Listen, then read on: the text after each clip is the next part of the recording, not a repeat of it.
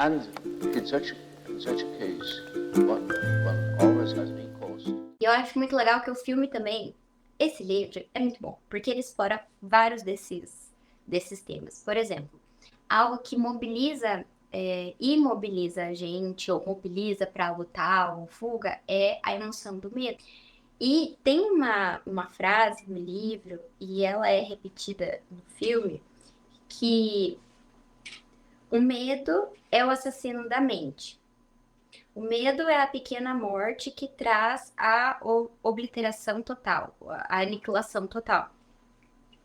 E aí ele fala: eu vou enfrentar o meu medo e eu permitirei que ele passe através de mim. E quando ele já estiver passado, já estiver ido, eu irei virar e ver o caminho do medo. E onde o medo esteve, não terá nada. Só eu permanecerei. E essa é uma citação do livro e no filme é usada como uma forma do Paul, da Jéssica, eles se acalmarem. Eles ganharem consciência onde uma emoção está tentando roubar isso deles. A gente tem vários estudos sobre como o medo ele afeta a forma como a gente vive, responde a situações. Tem um livro chamado Inteligência Emocional, do Daniel Goleman. É um livro um pouco antigo já, de 95. Mas nesse livro ele fala sobre o sequestro da amígdala, que a resposta imediata do cérebro ele pode sobrepujar sobre a racionalidade. Então você tem essas respostas de congelar, de fuga, de luta, mas aí você tá respondendo, é como se fosse um reflexo, não como se fosse uma ação que você parou, você pensou, e você tá trazendo uma escolha. E é claro, foi muito importante, foi um mecanismo extremamente importante para nossa sobrevivência enquanto espécie. E o Daniel Goleman, ele argumenta justamente isso, que hoje esse sequestro da amígdala ocorre quando nós estamos com medo de uma conversa, seja com o nosso chefe, seja com o nosso parceiro. Ele fala que isso era para acontecer se um tigre tivesse atrás da gente. Por isso que a gente precisa se acalmar para aí conseguir responder as pessoas. Mas no caso do livro, onde os personagens, né, do filme, os personagens realmente estão enfrentando situações de vida ou morte, eu acho muito incrível que mesmo nesse cenário eles estão tentando ganhar racionalidade sobre essas emoções deles, para que eles consigam planejar, ver, analisar a situação a partir de outro viés. Mas, Mari, eu queria só te ouvindo. Na verdade, desde o início da tua fala, me vieram duas coisas importantes que eu não quero fugir do filme, mas eu acho que seria legal a gente pensar, até talvez para encaixar na vivência dos personagens. Faz sentido para mim, só que ao mesmo tempo eu também me pergunto do que as nossas emoções estão tentando trazer para o âmbito racional. Tem uma obra chamada O Lado Bom do Lado Ruim, de um psiquiatra chamado Daniel Martins. É minha obra top 4. E olha que eu gosto de muitas obras, mas essa, ela é realmente muito boa. E por que eu acho ela muito boa? Ela traz as emoções primárias, que é a alegria, raiva, medo, nojo e tristeza. Só que a alegria, ele traz o lado ruim da alegria, e as emoções que nós consideramos negativas, ele traz um lado bom. Vou dar um exemplo. É genial, que é a emoção da tristeza, embora ela tenha todos os seus atravessamentos, ela é uma emoção que me faz descansar. Quando eu estou triste, eu tendo a ficar mais reflexivo, eu tendo a me resguardar. Isso, querendo ou não, pode me abrir espaço para uma conscientização que talvez a alegria não daria tanto. Então, eu penso sobre essas questões de a abertura que estamos dando para entender o que as nossas emoções estão nos dizendo. Você trouxe o exemplo do medo de falar com com o chefe, eu me lembrei do medo que eu estou para defender o mestrado, e é um medo da banca que chego a ter pesadelos. E pensando neste medo, eu fiquei pensando o que esse medo estava significando para mim. E eu entendi que significa que eu fiquei 2 anos escrevendo algo que para mim faz muito sentido. E vão ter pessoas ali que entendem muito deste assunto, então faz sentido que eu tenha medo que, não que necessariamente discordem, mas que invalidem o que para mim também faz sentido. Então, eu acho que dar esta abertura para entender que as nossas emoções nos querem informar é importante. E tem um outro ponto, comentando bem rapidinho, a Mari também trouxe uma fala genial sobre em que momento a gente entendeu ou estruturou que precisamos de um líder. E eu fiquei pensando na nossa vivência histórica, cultural e social. Por quê? Quando a gente nasce, principalmente aqui no Brasil, a gente já tem ideia de quem que é o chefe da família. Então tem uma estrutura familiar, seja o homem ou a mulher, mas tem uma estrutura familiar que dita algumas regras.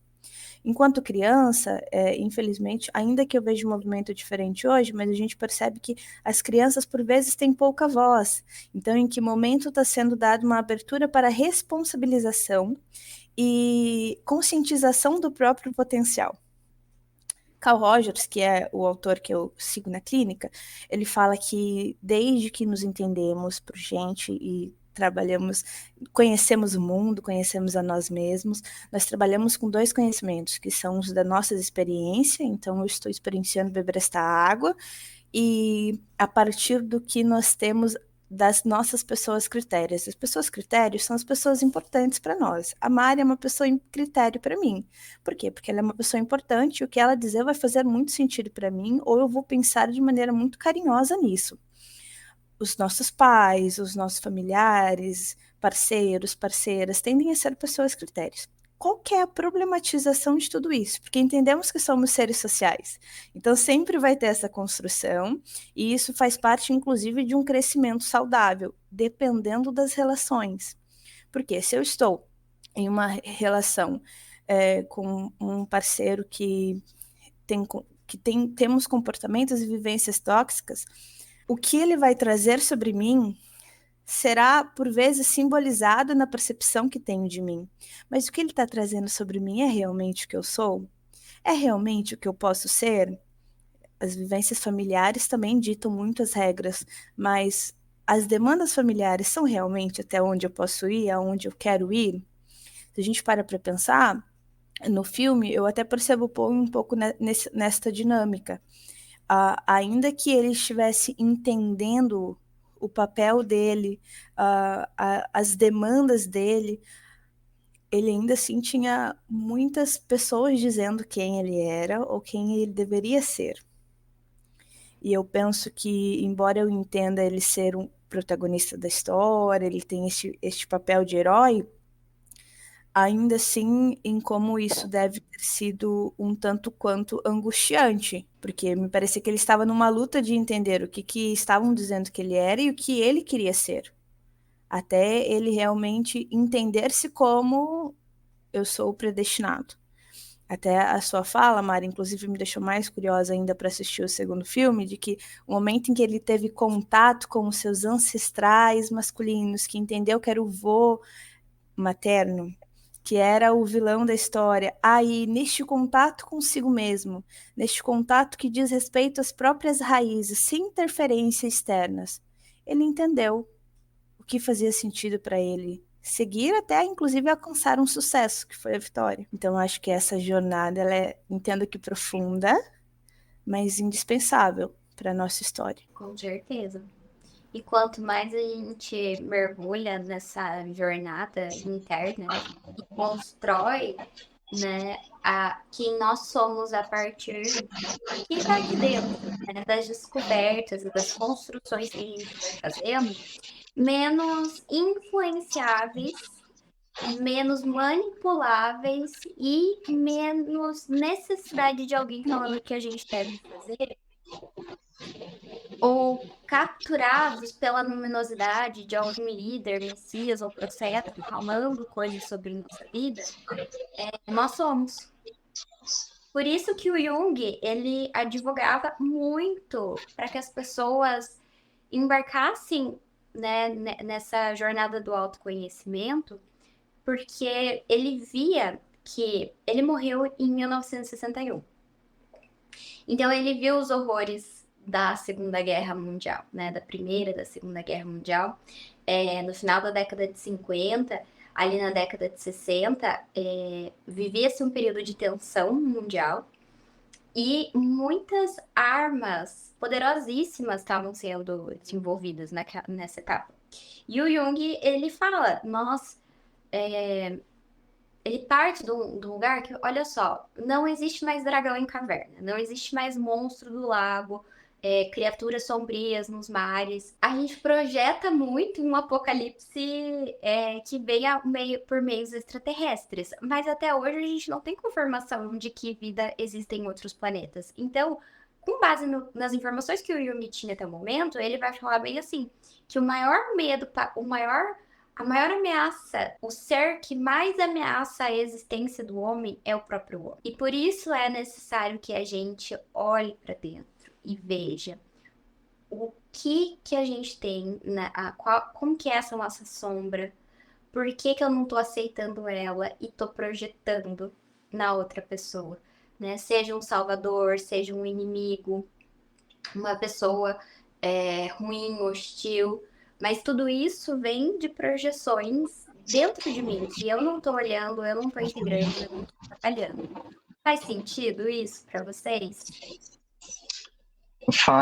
Faz bastante. E eu queria fazer um link muito legal que eu acho que é super relevante a gente comentar. Talvez um último tópico para a gente trazer aqui. Não sei, tô trazendo ideias, né? Que vai sair uma série agora do universo de Duna. Vai estrear esse ano ainda e vai sair o trailer semana que vem, eu acho. Que é a série das Bene Gesserits, dessa irmandade feminina e tudo mais. E aí uma coisa que eu acho assim muito interessante da gente comentar, que acho que faz muito gancho com isso que a gente estava falando aqui, é como as mulheres lidam de forma diferente com as coisas em vários aspectos, né? E eu comentei isso com a Marina, eu comentei isso com o Emerson, eu comentei isso, tipo assim, com todo mundo que viu o filme que eu queria comentar sobre isso, eu comentei, porque eu achei muito incrível. E alguns aspectos que me deixaram muito fascinados, o primeiro deles é esse controle emocional que elas têm, que aí no filme, né, e na história, elas meio que são bruxas, alguma coisa meio mística, assim, mas é partindo do ponto que elas controlam o corpo delas, a consciência delas. Elas têm total controle delas. E aí tem essa frase que a Mari citou do medo, que é meio que um mantra delas e tudo mais. E aí eu acho que a parte religiosa entra em outras questões que talvez se prolongue para outro assunto. Mas assim, esse controle delas é muito incrível. E eu vejo muito isso, fugindo um pouco da ficção, da narrativa e tudo mais, que a maioria das mulheres tem essa habilidade, esse desenvolvimento emocional maior que os homens. Eu vivencio isso assim na prática. E aí, outra coisa que eu acho muito legal de comentar é a forma como as mulheres lidam com o poder de forma diferente, né? Que e eu achei isso muito bem pensado nessa narrativa. Poucos livros de fantasia e ficção trabalham pensando, né, nessa construção de personagem e diferenças de gênero tão bem quanto eu vi em Duna, que é os homens fazem guerras com armas de fogo, lutas de corpo a corpo, e as mulheres trabalham com o intelecto, com o emocional, com a sedução, com essa questão de trabalhar com as emoções delas e das outras pessoas e como influenciar outras pessoas de alguma forma a fazer o que elas querem, né? Seja para o bem ou seja para o mal. E até isso na narrativa vai para um lado mais místico, uma coisa mais fantasiosa, que elas têm um poder de controlar as pessoas com a voz dela e tudo mais. E eu achei isso muito genial, assim, da forma como as mulheres mudam as estruturas de poder e jogam meio que o mesmo jogo, só que com outras regras, criando as próprias regras, né? E aí eu fiquei pensando sobre isso e os reis mandam, cortam cabeças, fazem guerras, levam milhares de pessoas e tudo mais. E aí a pessoa que dita as regras pro rei, ou que fala no ouvido dele, sugere as coisas, é a rainha. Quem fala assim, não, acho que essa guerra aqui, a conselheira, né, esse lugar de sabedoria, esse lugar de acolhimento, de alguma forma, é uma mulher, né? É uma mulher que aconselha o rei a tomar decisões mais sábias ou mais inteligentes, né? E eu achei isso muito interessante no universo de Duna. Aí entra na questão religiosa entre elas, de uma irmandade entre mulheres, né, que se constrói, onde só mulheres participam. E eu achei isso muito bem pensado e pouquíssimos, eu posso contar nos dedos, assim, de histórias de ficção que tem uma construção de uma irmandade ou de algum conceito de mulheres que se ajudam. Porque se a gente for levar até para esse lado de bruxa, uma coisa mais mística, assim, as histórias mostram as bruxas muito como individuais, assim, seres muito malignos ou levados muito pela emoção de alguma forma ou algo muito desvirtuado e tudo mais. E aí nessa história trouxe isso de uma forma muito bem pensada, uma coisa meio até religiosa, assim, uma coisa sacra, uma coisa pura, uma coisa tipo um patamar acima, sabe? E eu achei isso muito legal. Eu queria ver o que vocês pensaram disso, porque eu acho que esse é um dos temas principais, e até porque a série vai sair agora, e eu acho que eu tô mais empolgado para assistir a série delas do que de assistir o próximo filme, sabe? Eu tenho uma relação de amor e ódio com essa ordem das Bene Gesserit. Eu não sei o que ela pensou, mas eu fico muito conflituosa com isso. Claro que eu acho que o legal é que mostra que as mulheres também são seres humanos, né? Porque você vê a vontade de poder nas Bene Gesserits querendo elas terem a influência. Na psicologia analítica, a gente vê também como no passado, quando as mulheres não podiam estar no mercado de trabalho, como elas pressionavam muito os maridos e os filhos para que eles tivessem sucesso, para que elas realizassem o sucesso através dessas pessoas na vida, né? Não podiam trabalhar, mas olha só o que o meu filho, que eu criei, conquistou. E aí a gente tem essas histórias na clínica de mães que pressionavam o filho, que só davam amor se o filho tinha um desenvolvimento muito bom. E a Jéssica, nesse segundo filme, me pareceu meio isso, sabe? Ela pressionando o Paul que não, você é o escolhido, vai lá, bebe água, faz o rolê, faz acontecer. Eu tive essa vibe.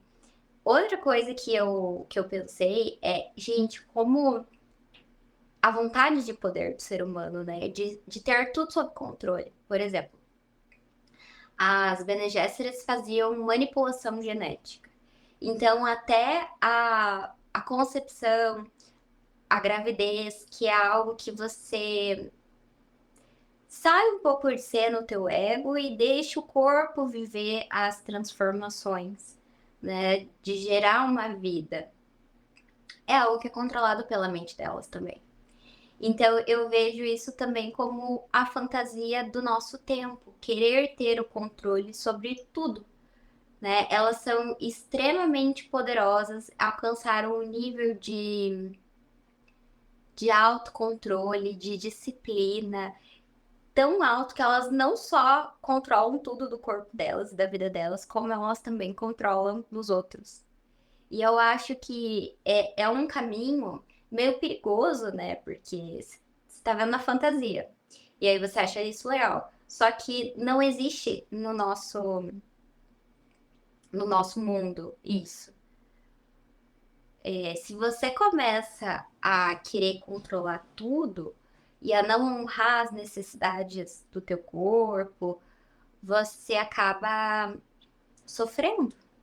Eu acho que foi que nem o Lucas colocou, uma coisa extraordinária. principalmente pra época que saiu, né? 1965.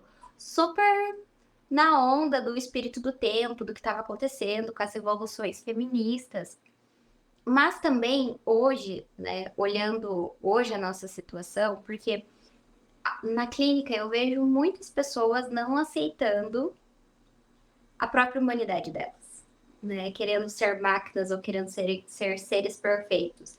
As Bene Gesserit, para mim, elas são seres perfeitos. Elas controlam tudo na vida delas. Elas lutam, elas influenciam os outros, elas satisfazem a vontade de poder delas, trabalhando na sombra, sem precisar mostrar para os outros, né? Essa coisa do que o imperador, por exemplo, ele tem. Ele quer ser o poderoso, né? Diz que ele fez tudo isso com a família do Paul porque ele tinha inveja do lugar que a família do Paul ocupava entre as grandes casas.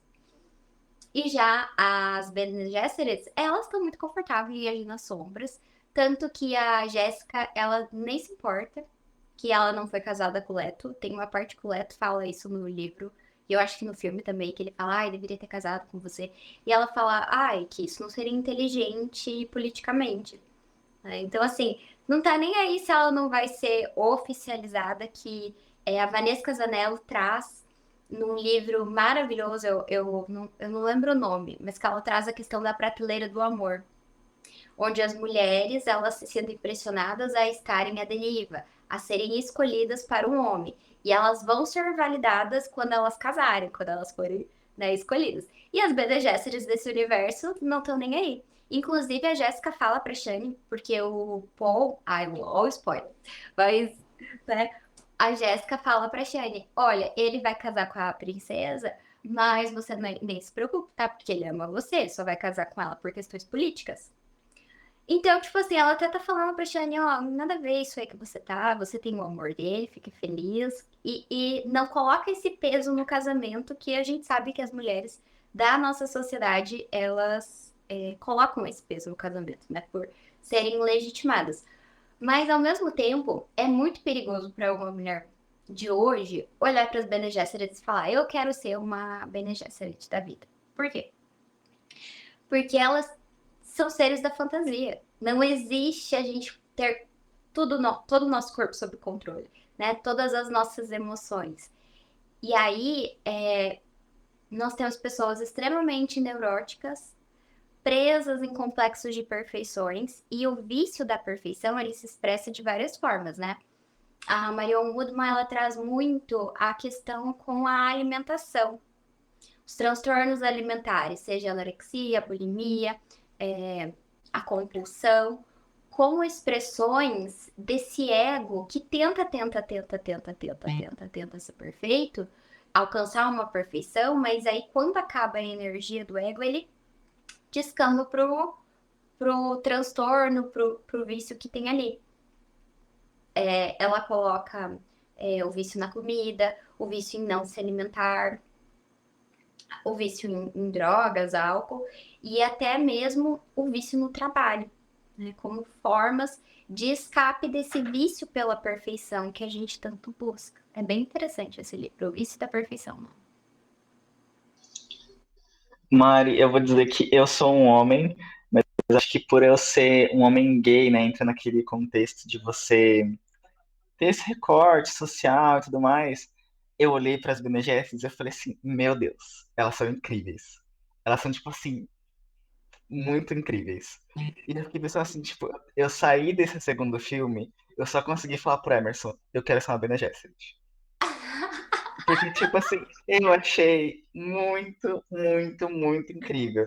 Lógico, tipo assim, isso assim, na parte mais divertida, né? Levando para um contexto mais divertido.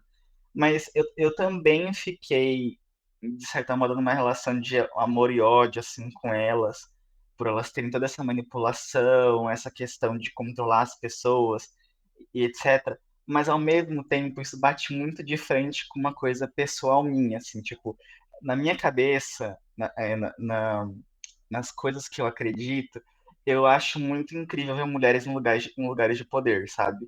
E aí eu Uhum. fiquei tipo assim, meu Deus, eu tô vendo uma mulher controlando um sistema intergaláctico no futuro. Eu fiquei tipo assim, gente, que incrível, sabe? E então, por mais que elas estivessem erradas, eu meio que tava torcendo pra elas conseguirem as coisas que elas queriam, sabe? E tem uma outra coisa que eu não consegui parar de pensar na sua fala, Mari, que eu tava.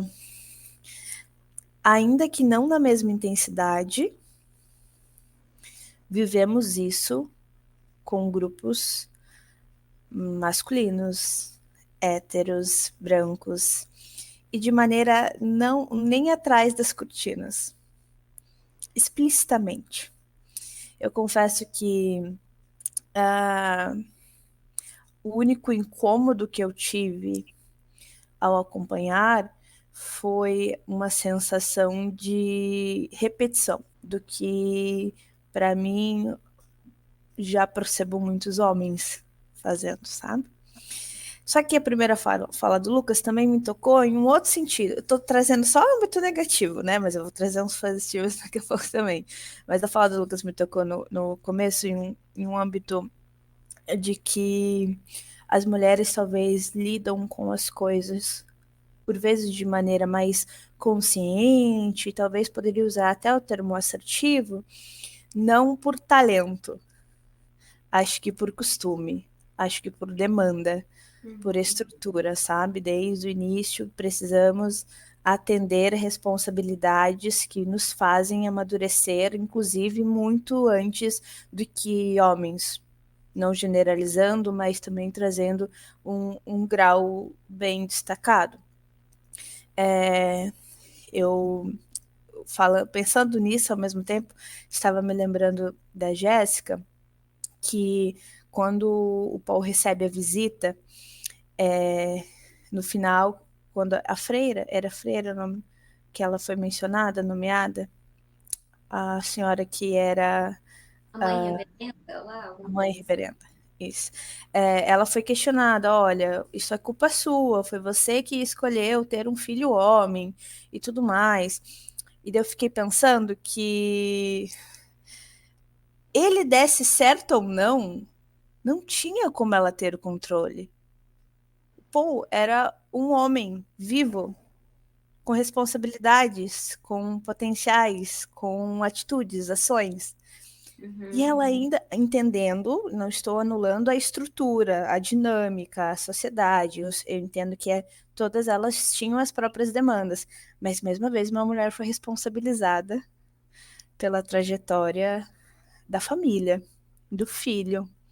E talvez isso seja também uma herança do que você trouxe, né, Mari? Por muito tempo, as mulheres elas viviam o que consideravam sucesso através do sucesso dos filhos, dos maridos.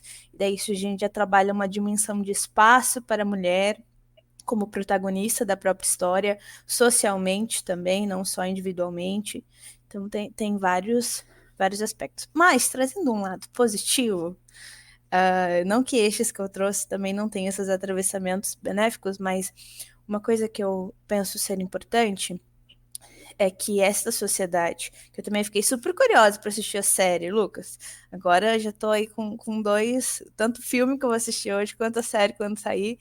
Eu fico pensando sobre como tal conscientização me dá mais espaço, que é uma consideração que me parece que as mulheres buscam de maneira um pouco mais dedicada ou talvez até influenciada, me dão mais espaço, inclusive, para que eu me dê mais abertura de buscar coisas para além do poder, que é talvez uma disputa social que eu precise, inclusive para ganhar espaço feminino. Mas, por exemplo, se eu tenho mais espaço, se eu tenho conscientização, eu vou buscar um espaço para viver uma vida autêntica. Que são aberturas que se dão através da percepção genuína e que eu tenho sobre mim. Então eu penso nessas possibilidades também. Não dá para negar que é a mulher que mais sofre, por exemplo, com o machismo. Mas a gente também não pode dizer que o homem também não sofre com as demandas sociais que são impostas sobre ele. Nossa, eu acho que esse assunto das Bene Gesserit, a questão da religião, manipulação religiosa, como que isso afeta, né, as pessoas. Para mim, manipulação religiosa é uma das piores formas, porque a gente tem muitos estudos da neurociência mostrando como práticas espirituais trazem sentimentos de conexão, bem-estar, ajuda na manutenção da neuroplasticidade, que depois proporciona você conseguir transformações na sua vida. E aí, às vezes, essa espiritualidade é mediada por uma religião e muitas vezes vai utilizar disso para manipular para os próprios fins, né? Então você está roubando um dos maiores recursos internos que a pessoa tem. Você está manipulando isso. Nossa, eu acho que é um pecado mortal, assim, terrível. Mas dá para falar muita coisa sobre as Bene Gesserit, sobre essa questão de religião. Eu acho que esse filme, esse livro, ele é muito poderoso, assim, no sentido de fazer a gente refletir sobre essas questões de medo, transformação, relacionamentos, né? Como as pessoas estão vendo como, um líder salvador branco, mas ele, no início, pelo menos, ele estava sendo humilde, ele estava tentando aprender com os Freemans. Ele tem a o cuidado e o empenho de unir o masculino e o feminino dentro dele, né? Então não é bem assim como as pessoas estão falando. Eu acho que é uma obra muito complexa, não tem como a gente cobrir em menos de, né? A gente tinha se proposto a fazer em menos de uma hora, já deu 1 hora e meia.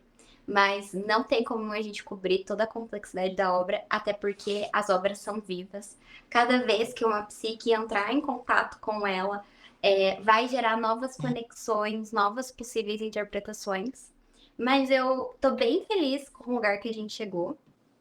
Claro que se depois que a Lu assistir a parte 2, ela quiser vir e falar, não, vamos gravar de novo, eu tenho outros pensamentos, eu super vou adorar, porque tem muita coisa ainda para ser falada, né? Ainda mais depois que agora vai sair a parte 3, a partir de um outro livro, né? Mais uma coisa para eu ler e depois assistir pra gente comentar. Porque é uma história que, embora se passe no futuro, repete os nossos dramas. Que são os nossos dramas desde que o ser humano é um ser humano. Né? As questões de poder, as questões sobre vingança, questões sobre sobrevivência, sobre amor, sobre pertencimento de cultura, sobre contato entre culturas diferentes, como a gente administra e reparte os recursos, conflitos políticos, e a gente sabe que o homem é um animal político. Então, me chama muito a atenção, né? E fico refletindo o que o Frank Herbert quis fazer, né? Ele quis mostrar num futuro intergaláctico as nossas problemáticas, denunciando. Ele quis mostrar que, embora a gente tenha passado por guerras com robôs, esteja anos-luz lá na frente, nós ainda vamos ter as nossas questões para resolver. Né? Não vai ser o desenvolvimento externo que vai resolver. Mas o que significa lá na frente, lá no futuro, nós ainda estarmos lidando com questões que são as questões da nossa alma, né? De hoje, de ontem, e que, segundo Frank Herbert, vão ser as nossas questões de amanhã. Faz sentido isso para vocês?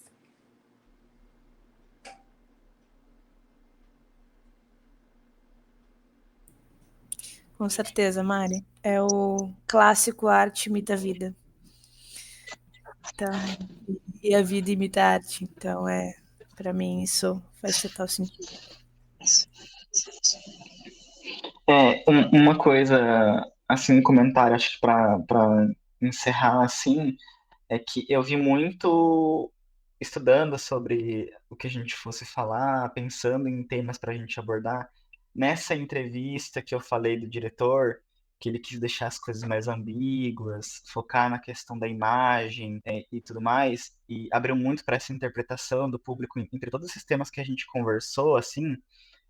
Eu vi uma frase, não vou me lembrar do livro, não vou me lembrar a pessoa que citou, porque eu vejo muita coisa assim solta, e que falava que se a arte precisa ter significado, se a arte precisa ter um propósito no final das contas, né?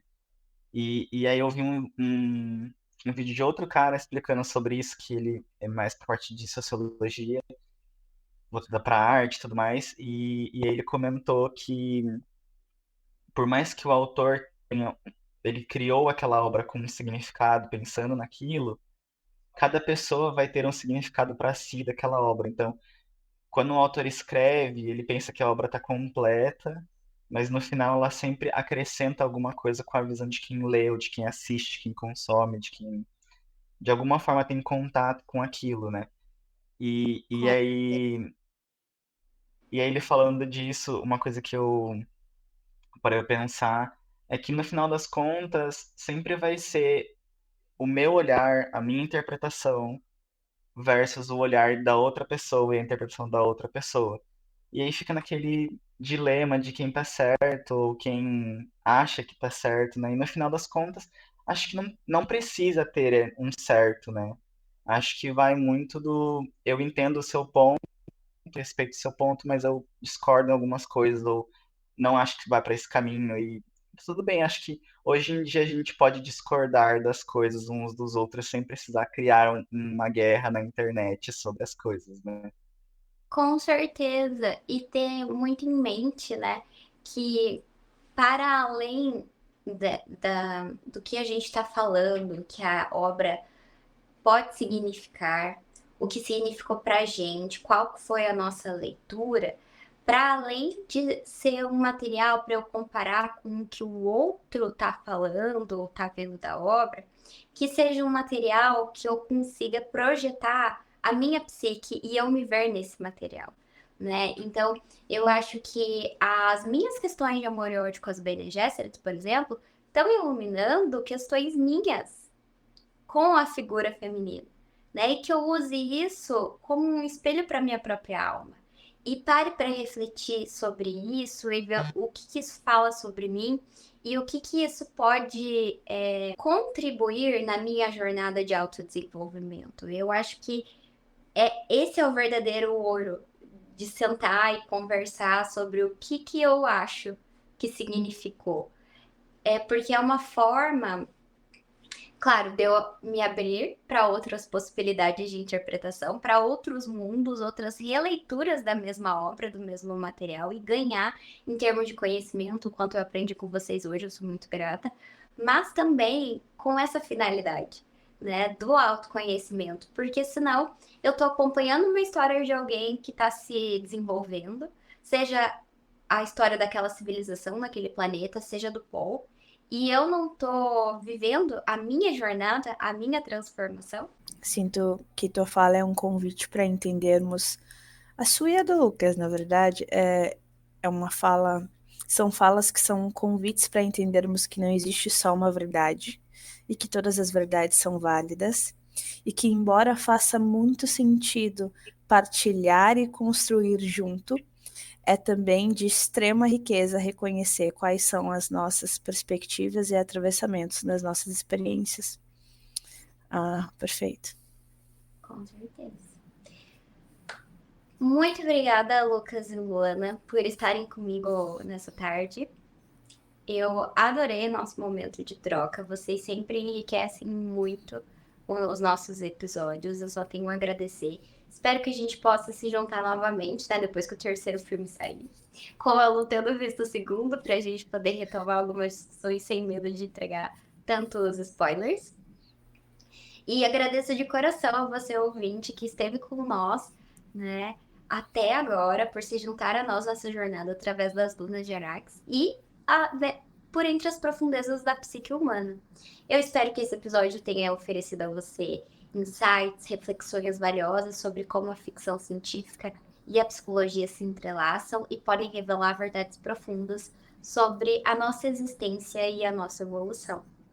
Não esqueça de seguir o nosso podcast nas redes sociais para ficar por dentro dos próximos episódios.